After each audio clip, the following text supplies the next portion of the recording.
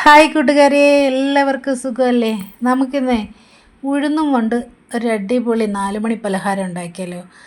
വളരെ എളുപ്പമാണ്, വളരെ സിമ്പിളാണ്, നല്ല ടേസ്റ്റാണ്.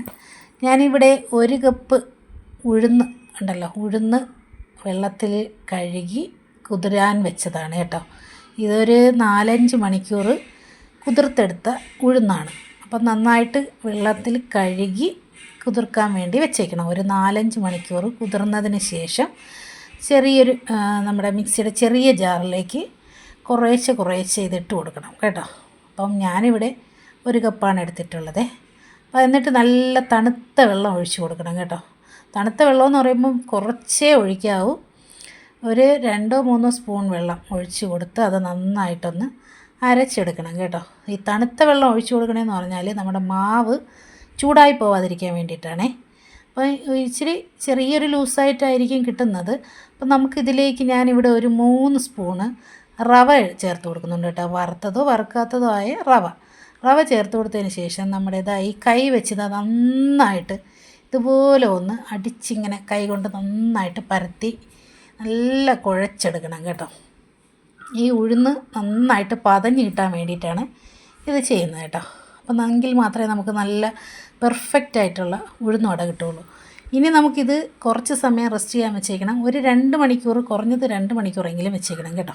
അപ്പോൾ അത് കഴിഞ്ഞിട്ട് ഇനി നമുക്ക് വേണ്ടത് 1 സവാള, കുറച്ച് ഇഞ്ചി, ഒരു 2 പച്ചമുളക്, ഞാനിവിടെ ഒരു തണ്ട് കറിവേപ്പില ചെറുതായിട്ട് അരിഞ്ഞിട്ടുണ്ട്.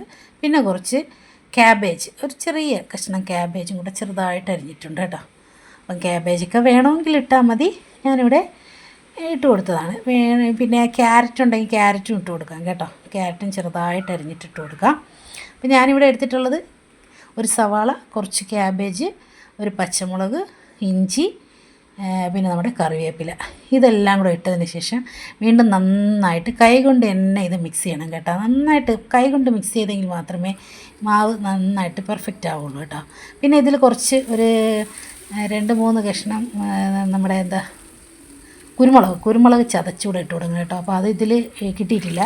അപ്പോൾ അതും കൂടെ ഇട്ട് കൊടുത്തതിന് ശേഷം ഇതുപോലെ നമ്മുടെ കയ്യിൽ പച്ചവെള്ളം മുക്കണം. പച്ചവെള്ളം തൊട്ടതിന് ശേഷം ഒരു കയ്യിൽ ഒരു പിടി എടുക്കുക.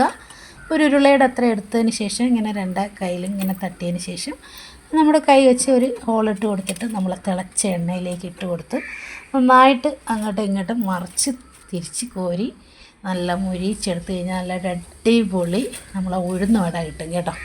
അപ്പോൾ ഇതാണ് നമ്മുടെ ഇന്നത്തെ 4 മണി പലഹാരം. വളരെ സിമ്പിളാണ്, വളരെ ടേസ്റ്റാണ്. അപ്പോൾ നിങ്ങളും ഉണ്ടാക്കി നോക്കുക. വീഡിയോ ഇഷ്ടപ്പെട്ടിട്ടുണ്ടെങ്കിൽ ലൈക്കും കമൻറ്റ് ചെയ്യാൻ മറക്കണ്ട. പുതിയ കൂട്ടുകാരാരെങ്കിലും എൻ്റെ ചാനൽ സബ്സ്ക്രൈബ് ചെയ്യാതെയാണ് കാണുന്നതെങ്കിൽ പ്ലീസ് ഒന്ന് ചാനൽ സബ്സ്ക്രൈബ് ചെയ്യണേ.